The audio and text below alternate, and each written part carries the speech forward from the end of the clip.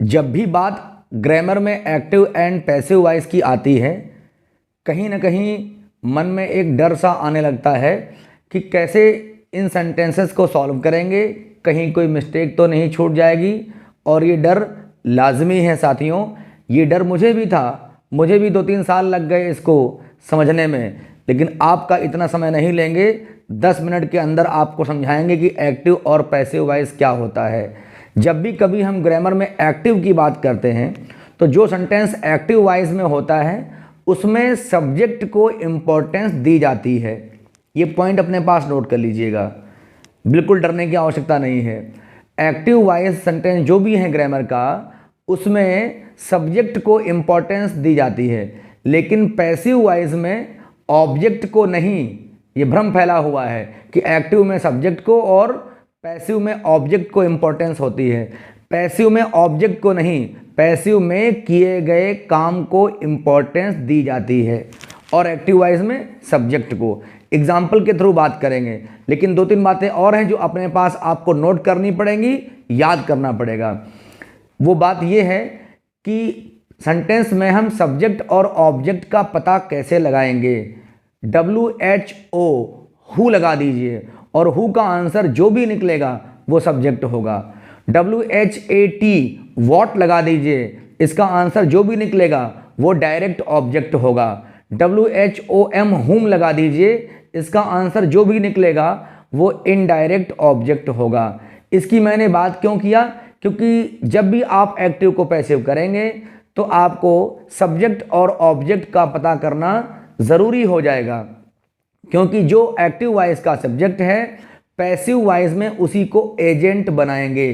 कुछ लोग उसको ऑब्जेक्ट कहते हैं, लेकिन ग्रामर में उसको एजेंट कहा जाना चाहिए, न कि ऑब्जेक्ट। और जो एक्टिव का ऑब्जेक्ट है वो पैसिव वॉइस में सब्जेक्ट की भूमिका में आती है। और आप ये बिल्कुल भी नहीं भूलेंगे कि जो हेल्पिंग वर्ब या वर्ब दी जाती है वो सब्जेक्ट के अकॉर्डिंग ही दी जाती है। पैसिव वॉइस का एक और नियम है कि जिस टेंस में एक्टिव वॉइस होता है अधिकतर उसी टेंस के आगे वाले टेंस की हेल्पिंग वर्ब को हम पैसिव में यूज़ करते हैं। ये सारे मंत्र हैं पैसिव करने के लिए, इनको रटना ही पड़ेगा। और एक्टिव वॉइस में वर्ब की कोई भी फॉर्म लगी हो, लेकिन पैसिव वॉइस में हमेशा वर्ब की थर्ड फॉर्म, जिसको हम पास्ट पार्टिसिपल फॉर्म कहते हैं, उसी का इस्तेमाल होगा। और याद रखेंगे, सेंटेंस का मीनिंग किसी भी सूरत में बदलना नहीं चाहिए, इवन सेंटेंस का प्रकार नहीं बदलेगा। क्योंकि एक बड़ी गलती होती है जब हम सेंटेंसेस को डायरेक्ट से इनडायरेक्ट करते हैं तो हम सेंटेंस का प्रकार बदलते हैं। तो हम वहाँ पर इंट्रोगेटिव को, इंपेरेटिव को, एक्सक्लेमेटरी को, ऑप्टेटिव को, सबको असर्टिव कर देते हैं। लेकिन ये छूट हमको एक्टिव और पैसिव में नहीं है। हम यहाँ पर इंट्रोगेटिव को इंट्रोगेटिव, इंपेरेटिव को इंपेरेटिव, एक्सक्लेमेटरी को एक्सक्लेमेटरी ही रखेंगे। तो आपको ना तो प्रेजेंट टेंस को पास्ट ले जाना है, ना तो आपको सेंटेंस का प्रकार बदलना है, और ना सेंटेंस का मीनिंग कहीं से भी छिड़ना है। आइए एग्जाम्पल देखें। राहुल लव्स रुचि वेरी मच। अगर इसका हम टेंस पकड़ें तो ये प्रेजेंट इंडेफिनिट है, क्योंकि लव में एस लिखा हुआ है। राहुल रुचि को बहुत प्रेम करता है, तो क्या बनेगा कि रुचि राहुल के द्वारा बहुत प्रेम की जाती है।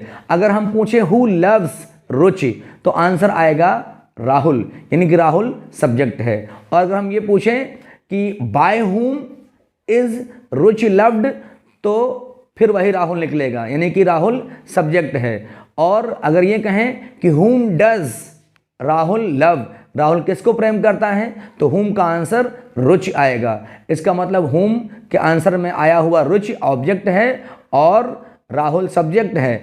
अब करना क्या है, रुचि को बनाना है सब्जेक्ट।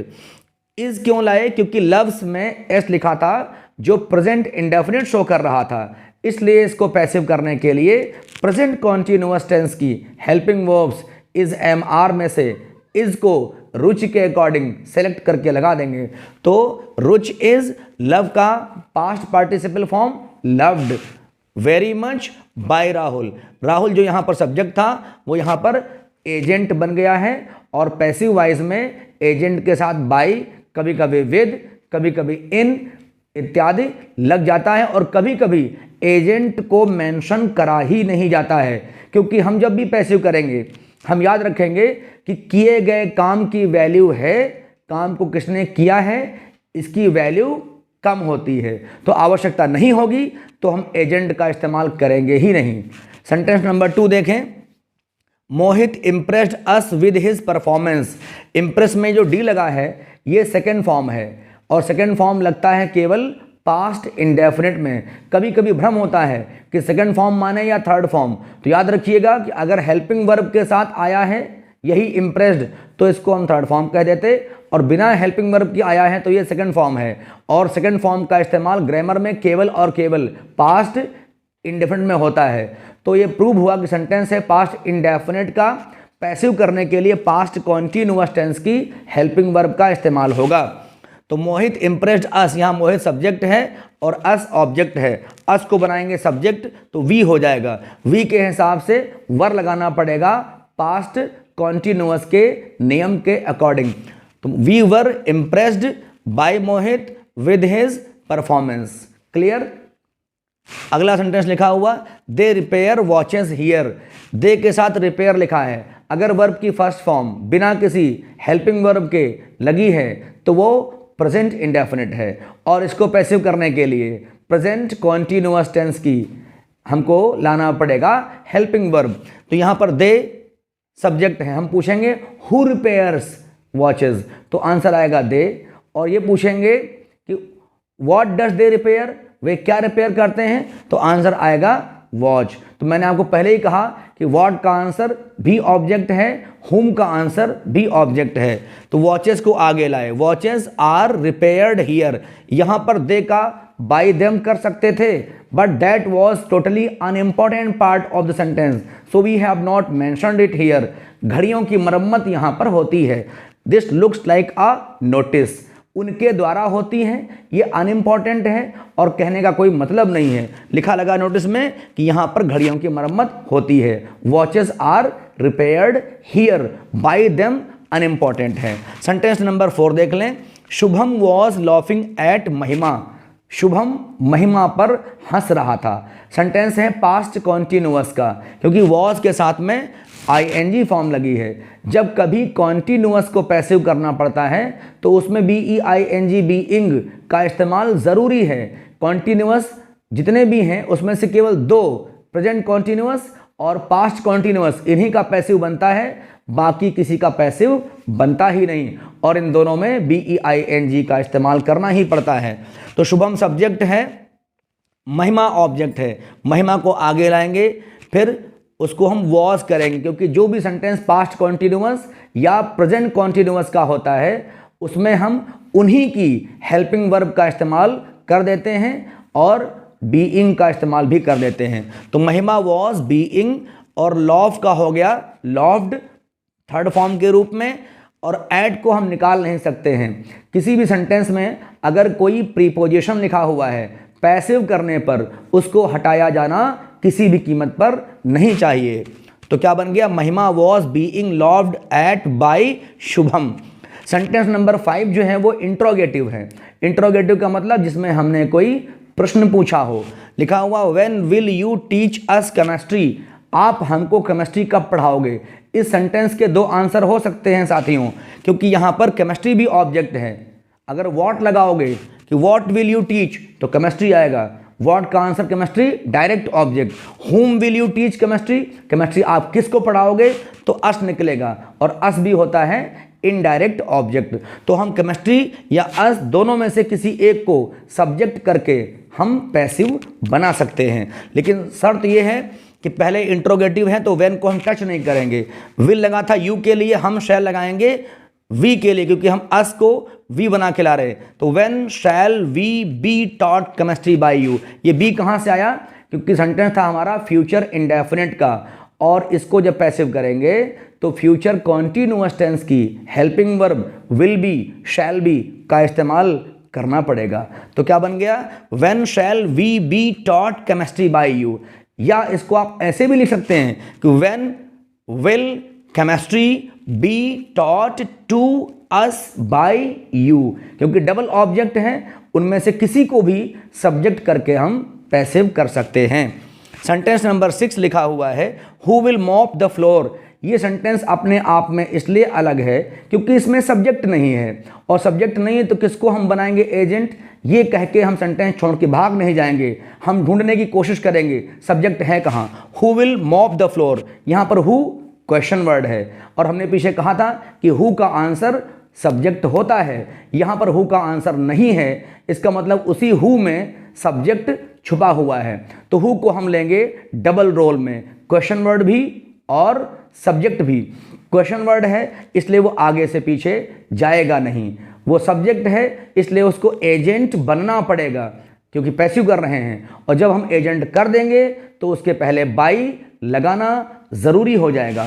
तो लिखा था who will mop the floor, अब हम टेंस पकड़ेंगे, विल लिखा हुआ है, फ्यूचर इंडेफिनिट, पैसिव करने के लिए विल बी, शैल बी का इस्तेमाल होगा। तो पहले हमने हु का किया हुम, क्योंकि हु सब्जेक्ट है, उसका ऑब्जेक्ट हुम होता है, और जैसे ही हमने उसको ऑब्जेक्ट किया बाई पीछे से हट करके आगे चला आया, क्योंकि पैसिव वॉइस में बाई हमेशा एजेंट से पहले लगाया जाएगा। तो बाय हुम, अब ये जो विल आया है ये आया है फ्लोर के लिए, by whom will the floor be mopped. याद रखेंगे स्टॉप, मॉप, ड्रॉप, इन सब में जब हम थर्ड फॉर्म करते हैं तो आखिरी अक्षर अर्थात पी दोहरा हो जाता है, तब हम उसमें ईडी लगा पाते हैं। तो by whom will the floor be mopped, इसको चाहे रट के करें चाहे समझ के करें, क्योंकि हमने जब हु को सब्जेक्ट माना है तो उसको ऑब्जेक्ट बनना पड़ेगा। ऑब्जेक्ट हु का हुम होता है, हम उसको क्वेश्चन वर्ड मान ही रहे हैं, इसलिए उसको आगे से पीछे ले नहीं जा सकते हैं, इसलिए बाई उठ के आगे चला आता है। और यहाँ पर विल लिखा था हु के लिए, हमने विल लगाया है फ्लोर के लिए, क्योंकि हम सब्जेक्ट के हिसाब से ही वर्ब का इस्तेमाल करते हैं, ऑब्जेक्ट और एजेंट के मुताबिक कतई नहीं। फिर लिखा है someone has picked his pocket. Pick का मतलब कतर देना, किसी ने उसकी जेब काट दिया है। अब ये जो समवन होता है, someone, everyone, no one, people इत्यादि पैसिव में एजेंट बना के लिखे ही नहीं जाते, क्योंकि याद रखो जब कभी काम को करने वाला इतना ज़्यादा हिडन है कि उसको कोई नहीं जानता है तो उसको लिखने की आवश्यकता नहीं है, या इतना अधिक क्लियर है कि हर किसी को मालूम है कि काम किसने किया है तो भी लिखने की आवश्यकता नहीं है उसको, या काम ज़्यादा इंपॉर्टेंट है करने वाला कम, तो ऐसी कंडीशंस में बाय के साथ एजेंट का यूज़ करना पैसिव वॉइस में स्ट्रिक्टली प्रोहिबिटेड है। लिखा था someone has picked his pocket. Has picked का मतलब प्रेजेंट परफेक्ट टेंस, जब इसको हम पैसिव करेंगे तो प्रेजेंट परफेक्ट कॉन्टिन्यूअस टेंस की हेल्पिंग वर्ब का इस्तेमाल होगा, और वो होती है हैज़ बीन या हैव बीन। तो हम पहले क्या करेंगे, पॉकेट अगर पूछें क्या काटा गया है, वॉट, तो वॉट का आंसर आएगा हिज पॉकेट। हिज पॉकेट को उठा करके सब्जेक्ट बनाएंगे, his pocket has been picked. जैसे कि समवन के लिए हैज़ लिखा था, पॉकेट का नंबर है सिंगुलर, यहाँ पर भी हैज़ काम करेगा, हैव का कोई इस्तेमाल नहीं है, तो हिज पॉकेट हैज़ बीन लगाना पड़ा। और ये जो पिक था वो वही काम कर गया पिक्ड, क्योंकि पहले था वो प्रेजेंट परफेक्ट और अब है पैसिव, इसलिए पिक्ड का इस्तेमाल ज्यों का त्यों हो जाएगा। लेकिन बाय समवन लिखना किसी अपराध से कम नहीं है यहाँ पर, तो आंसर बन गया his pocket has been picked, उसकी जेब काट दी गई है, और काटने वाला गुमनाम है, पता नहीं है। और एक सेंटेंस लिखा है please open one more almirah, कृपया एक और एलमीरा खोल दीजिए। दिस सेंटेंस इज इम्पेरेटिव, जब किसी को ऑर्डर, रिक्वेस्ट, एडवाइस, सजेशन या प्रपोजल देते हैं तो ऐसे सेंटेंसेस को हम कहते हैं इम्पेरेटिव, और ये प्लीज़, काइंडली इत्यादि से शुरू होते हैं या वर्ब की फर्स्ट फॉर्म से शुरू होते हैं, इनमें सब्जेक्ट नहीं होता है। तो क्या करेंगे, ऐसे सेंटेंस को पैसिव करना बहुत आसान है, केवल आप काइंडली और प्लीज़ को हटा दीजिए और एक बनी बनाई फ्रेज है यू आर रिक्वेस्टेड टू लगा दीजिए, बाकी जो कहते हैं छोड़ दीजिए, पैसिव बन जाएगा। लिखा है please open one more almirah, तो प्लीज़ गायब किया, you are requested to open one more almirah, यानी जब भी काइंडली या प्लीज़ होगा तो प्लीज़ काइंडली निकाला जाएगा, यू आर रिक्वेस्टेड टू लगाया जाएगा, बाकी का सेंटेंस वैसे ही रहेगा। तो साथियों अभी हमने 8 सेंटेंसेस लेकर के आपके बीच में एक्टिव और पैसिव वॉइस को डिस्कस किया है। मुझे लगता है कि अभी पूरा काम नहीं हुआ है, अभी इसका एक और आपके बीच में एपिसोड लाएंगे जल्दी ही। फिलहाल आप इनको प्रैक्टिस करें, कभी न भूलें कुछ बातें, उनमें से ये कि हु का आंसर सब्जेक्ट, व्हाट का आंसर ऑब्जेक्ट और हुम का आंसर भी ऑब्जेक्ट लेकिन इनडायरेक्ट। वो जो भी हमारा हुम का आंसर आएगा वो लिविंग में, और जो व्हाट का आंसर आएगा वो नॉन लिविंग होता है। तो इन बातों को ध्यान रखें और पैसिव वॉइस में सदैव थर्ड फॉर्म का प्रयोग करें।